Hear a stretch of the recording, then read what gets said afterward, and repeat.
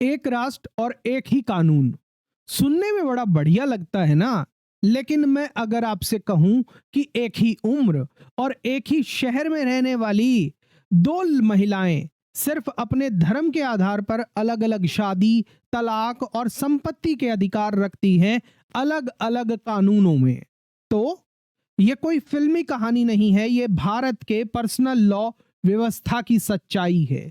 लेकिन क्या इसे बदला जा सकता है? क्या हम सबके लिए एक समान नागरिक संहिता लागू हो सकती है?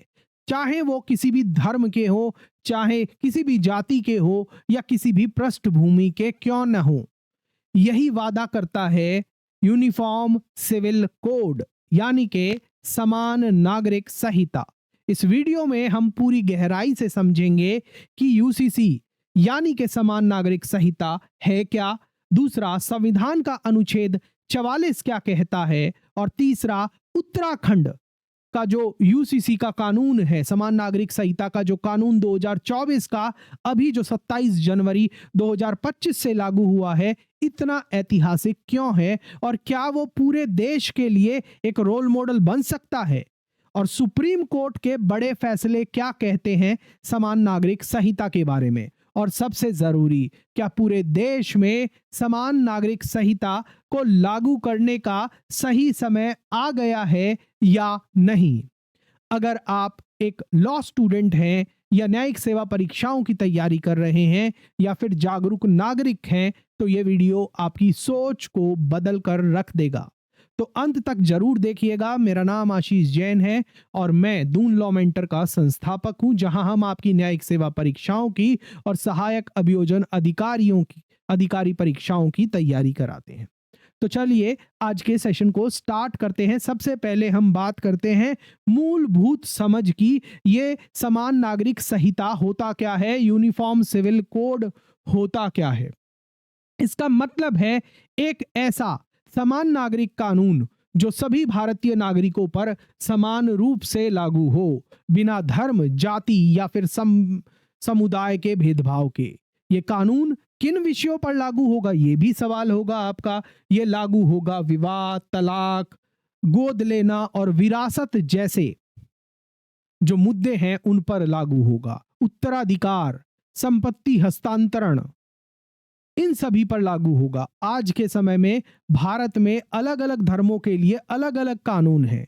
हिंदू, बुद्धिस्ट, सिख और जैन धर्म के लोग हिंदू लॉज का अनुपालन करते हैं, हिंदू कानूनों का अनुपालन करते हैं, चाहे वो हिंदू विवाह अधिनियम हो या हिंदू उत्तराधिकार अधिनियम जैसे कानून हो। अगर मुस्लिम समुदाय की बात करें तो वो शरीयत आधारित कानूनों को फॉलो करते हैं, और ईसाई धर्म की बात करें तो ईसाइयों के लिए अलग से स्पेशल कानून है। उसमें से एक उदाहरण है ईसाई विवाह अधिनियम।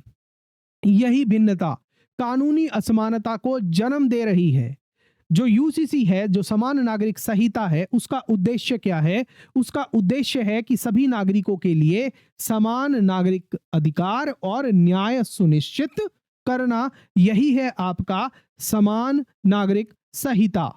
अब बात करते हैं कि संविधान का अनुच्छेद, कौन सा अनुच्छेद समान नागरिक संहिता के बारे में बात करता है और क्या कहता है। यूसीसी का विचार कोई नया नहीं है।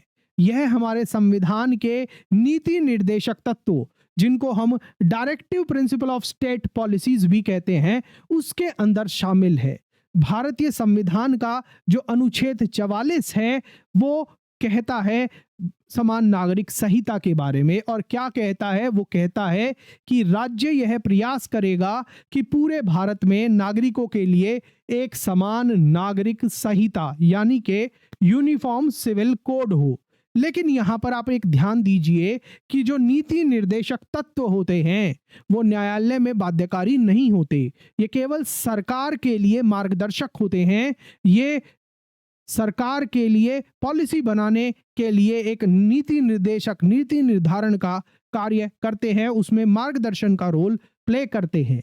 इसलिए सरकार कानूनी रूप से बाध्य नहीं है, लेकिन नैतिक रूप से जिम्मेदार जरूर है कि वह सही समय पर इन जो नीति निर्देशक तत्व हैं उनको लागू करे और जिसमें यूनिफॉर्म सिविल कोड यानी कि समान नागरिक संहिता आज की जरूरत बन गया है। अब बात करते हैं इस पर सुप्रीम कोर्ट का रुख क्या रहा है। सुप्रीम कोर्ट ने महत्वपूर्ण निर्णयों में समय समय पर यूनिफॉर्म सिविल कोड यानी कि समान नागरिक संहिता के बारे में बोला है। अगर हम बात करें पहले केस की, तो केस है आपका मोहम्मद अहमद खान वर्सेस शाहबानो बेगम 1985 का यह सुप्रीम कोर्ट का केस है, जिसमें सुप्रीम कोर्ट ने कहा था कि सुप्रीम कोर्ट ने एक तलाकशुदा मुस्लिम महिला को धारा 125 सीआरपीसी के तहत भरण पोषण देने का अधिकार दिया, आदेश दिया था। और उसके साथ साथ कोर्ट ने इस केस के अंदर एक महत्वपूर्ण टिप्पणी भी की थी कि एक समान नागरिक संहिता राष्ट्रीय एकता को बढ़ावा देगी। दूसरे केस की अगर हम बात करें तो वो है सरला मुदगल बनाम भारत संघ, और जो केस 1995 का है, जिसके अंदर सुप्रीम कोर्ट ने ये कहा था कि जो यूसीसी की आवश्यकता है वो तत्काल है और ये अत्यंत आवश्यक चीज है जिसको हमें इंप्लीमेंट कर देना चाहिए। तीसरा केस है जॉन वल्लमटन बनाम भारत संघ, ये 2003 का केस है। इस केस के अंदर ईसाई उत्तराधिकार अधिनियम के भेदभावपूर्ण प्रावधान को असंवैधानिक ठहराया गया और फिर से कोर्ट ने इसमें अनुच्छेद 44 पर बल दिया और कोर्ट ने यह भी कहा, सर्वोच्च न्यायालय ने यह भी कहा कि धर्म और व्यक्तिगत कानून के बीच कोई आवश्यक संबंध नहीं है, इसीलिए संविधान के नीति निर्देशक तत्वों के तहत हमें अनुच्छेद 44 के तहत समान नागरिक संहिता को लागू कर देना चाहिए। अब बात करते हैं उत्तराखंड का जो समान नागरिक संहिता अधिनियम 2024 है, उसके बारे में बात करते हैं।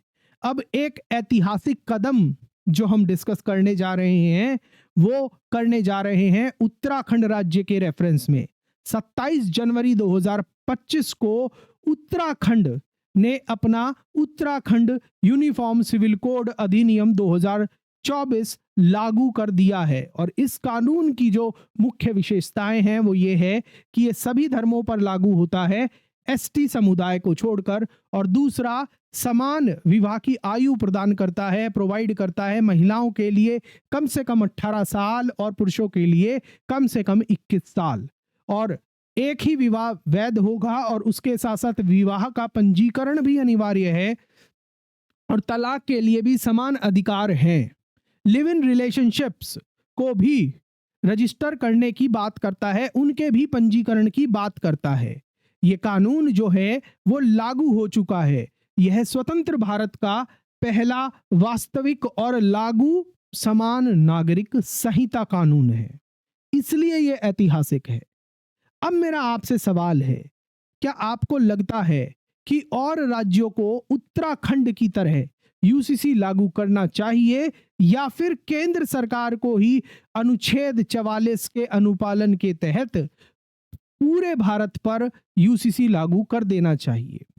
अब बात करते हैं यूसीसी लागू करने के सामने क्या चुनौतियां आ रही हैं। अब समझते हैं पूरे देश में यूसीसी लागू क्यों नहीं हो रहा है, क्या दिक्कतें हैं, क्या अड़चने हैं, उन्हें भी समझना जरूरी है। पहला, धार्मिक स्वतंत्रता अड़चन नहीं है, इसको भी मैं आपको क्लैरिफाई करूंगा, मगर कुछ लोग इसका सहारा लेते हैं यूसीसी का विरोध करने के लिए।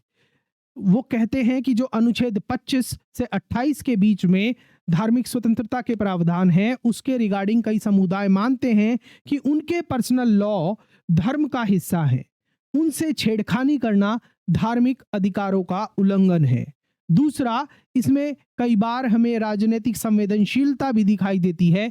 यूसीसी को लेकर बहुसंख्यकवाद का आरोप लगाया जाता रहता है। तीसरा, सांस्कृतिक विविधता।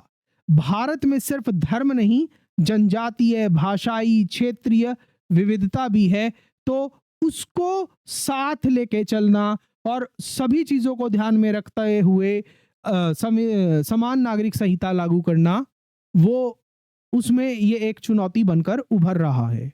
और क्या है, क्रियान्वयन की व्यवहारिकता भी एक बड़ी चुनौती है कि किस तरीके से यह लागू होगा।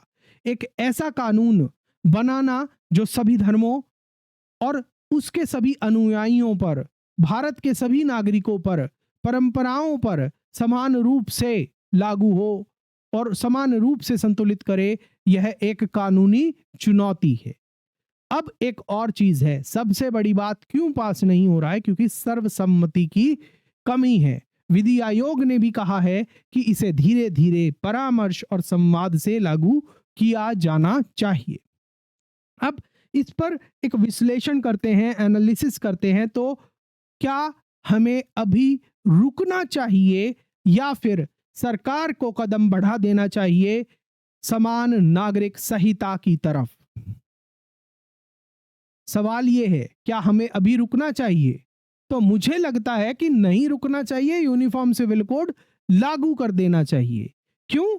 इससे क्या होगा? इससे होगी पहली चीज महिला अधिकारों की सुरक्षा, दूसरा एक राष्ट्र एक कानून और राष्ट्रीय एकता को बढ़ावा मिलेगा, तीसरा धर्म, आप ये बात ध्यान रखिएगा कि धर्मनिरपेक्षता का मतलब क्या है? धर्मनिरपेक्षता का मतलब है धर्म और राज्य अलग रहे, मगर हमारे यहाँ जो भारतीय संस्कृति है वहां पर धर्मनिरपेक्षता का कॉन्सेप्ट ये कहता है कि धर्म और राज्य अलग नहीं है, धर्म राज्य सभी धर्मों को समान संरक्षण प्रदान करेगा, समान अधिकारों की रक्षा प्रदान करेगा। और यूसीसी, जब हम एक ऐसा सिविल कानून बना रहे हैं जो सभी धर्मों के लोगों पर समान रूप से अप्लाई होगा, तो वो एक तरह से धर्मनिरपेक्षता की जो हमारी सर्वधर्म संभाव वाली जो फिलॉसफी है, जो नीति है, उसको भी और आगे बढ़ाएगा। कमेंट सेक्शन के अंदर बताइएगा कि आप मेरे इस विश्लेषण से सहमत हैं या नहीं। एक बात और ध्यान रखिएगा कि यूसीसी का मतलब धर्म खत्म करना नहीं है, बल्कि सिविल अधिकारों को धर्म से अलग करना है। यूसीसी, ये बात ध्यान और रखिएगा कि यूसीसी लागू होना चाहिए, लेकिन किसको ध्यान में रखते हुए? जन जागरूकता, दूसरा सभी समुदायों से संवाद, और तीसरा कानूनी सुरक्षा और अपवाद को ध्यान में रखते हुए और पारदर्शी ड्राफ्टिंग प्रक्रिया के साथ यूसीसी को लागू किया जाना चाहिए। अब अंत में हम बात करते हैं निष्कर्ष की। यूसीसी सिर्फ एक कानून नहीं, एक नीति निर्देशक तत्व नहीं, ये हमारे संविधान, लोकतंत्र और समानता की सच्ची परीक्षा है। अनुच्छेद 44 ने जो सपना दिखाया था, उत्तराखंड ने उसे हकीकत में बदला है। अब सवाल ये है, क्या पूरा भारत तैयार है उसी सपने को हकीकत में बदलने के लिए? अगर आप न्यायिक सेवा परीक्षाओं की तैयारी कर रहे हैं तो ये जो टॉपिक है समान नागरिक संहिता, आपके प्रीलिम्स, मेंस और इंटरव्यू में बार बार आता है। अभी से पढ़िएगा क्या क्या अनुच्छेद 44 और अनुच्छेद 25 से 28, शाहबानो केस, सरला मुदगल केस और उत्तराखंड समान नागरिक संहिता 2024 की जो महत्वपूर्ण धाराएं हैं, प्रावधान हैं, उनको जरूर पढ़िएगा और जब भी आपका सवाल आए वहां पर लिख के जरूर आइएगा। आपको क्या लगता है कि यूसीसी राष्ट्रीय एकता को बढ़ाएगा या फिर विवाद बढ़ाएगा? कमेंट सेक्शन में अपनी प्रतिक्रिया जरूर दीजिएगा। अगर आपने इस वीडियो से 1% भी कुछ सीखा है तो वीडियो को लाइक करके दोस्तों के साथ शेयर करना मत भूलिएगा। मिलते हैं हम आपसे नेक्स्ट सेशन के अंदर। Thank you, God bless you.